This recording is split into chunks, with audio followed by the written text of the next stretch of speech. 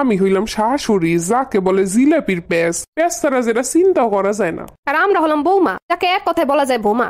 আমরা শাশুড়ির ছেলের সামনে শাশুড়ির সম্পর্কে সব মুখোশ খুলে দিতে পারি। আর আমি হইলাম পরিবারের ছেলে সন্তান, যার এক কথায় বলা হয় কুলুর বলদ। যে যেদিকে ঘুরাইবো সেইদিকে ঘুরতে থাকুন, কিছু কন যাইব না, হেলেই খারাপ। আমি জন্ম দিছি, পাইলে পয়সা বড় করছি, সব অধিকার আমার। বিয়া করে আনছে, সারা জীবন অপেক্ষা করছি বউ এ কাম করে দিব হেলিকা।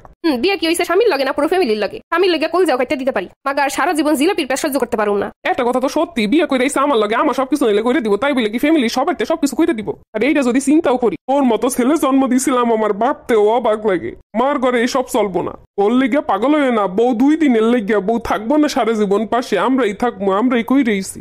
ওরে সারাদিন জ্বালাই তৈব, কষ্ট দিতে হইব, জ্বালাইয়া পড়াইয়া, এরপর থাকলে থাকবো, না থাকলে চলে যাবো। মাইয়ের কি অভাব? আর এটাই হইলে এইসব শাশুড়ি স্বভাব। মা ব্যবসা বাণিজ্য তো বেশি ভালো চলতেছে না কয়েক মাস ধরে, হে পরে তো সংসারে সবকিছু আমি দেই, আর 2 ভাইয়ের একটু কনা কয়েক মাস একটু ভাগাভাগি করে চলতে। এগোর কি আছে কিছু? যা আছে তো তোরই আছে, কইলেও দেবে না। আর ওগরও তো সংসার আছে, ওরা কেমনে চালাইবো? আর এরা যেই ছেলেরা সবচেয়ে সহজ সরল হেগো মাথার উপর উঠে কাঁঠাল ভেঙে খায়, খালি হেরই সংসার নেই, আর সবার সংসার আছে। সারা বছর সংসারে গান্ধী টানতে টানতে বউয়ের কোনো দায়িত্বই পালন করতে পারে না। সেই পোলার বউ সারা জীবন মুখ বুঝে থাউন লাগবে, এই হইছে শেষ কথা। আমার কাছে আমার পরিবার আগে, আমার সাথে থাকতে হইলে হেগো মনের মতো থাকতে হইব। আর এই কথাটার জন্য এই দেশের অর্ধেক মানুষের সংসার শেষ। বুঝবা যেদিন বুঝবা সেদিন আর সময় থাকবো না।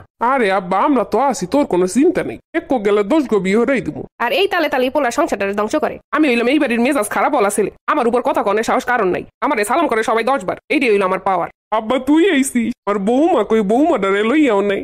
আইতে চাইছিল লইয়াই নি, ইচ্ছা করি। আবহাওয়া ভালো না, পোলাপানের শরীর টরীর খারাপ করবো, হুদাই লইয়াই নেই। তা বৌমা ভালো আছে? হ্যাঁ আছে, ভালো আছে। আমগো কত একটু মনেও হরে না, ফোন দিলে একটু কথাও কয় না। হ্যাঁ সে পোলাপান নিয়ে সারাদিন দৌড়াদৌড়ি, ফোন দিব কখন আর কথা কইব কখন? পোলাপান দিল এই যে কষ্টটা করে, তোমগো সময় পোলাপান না, এখন পোলাপান নাই, এখন একটা পোলাপানি জীবন বাজা বাজা করে দেয়।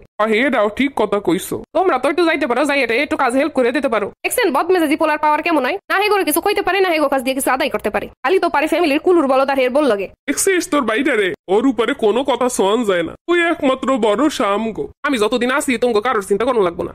পারলে তোর এই বাইরে একটু কিছু দিস, আগে হইলো হইব কি, আমারই তো সন্তান। আরে তোমাকে কি মনে আমি কি কাউরে হালাই দিব কোনোদিন? আমার দেহুক না দেহুক, আমি কাউরে হালাম না কোনোদিন।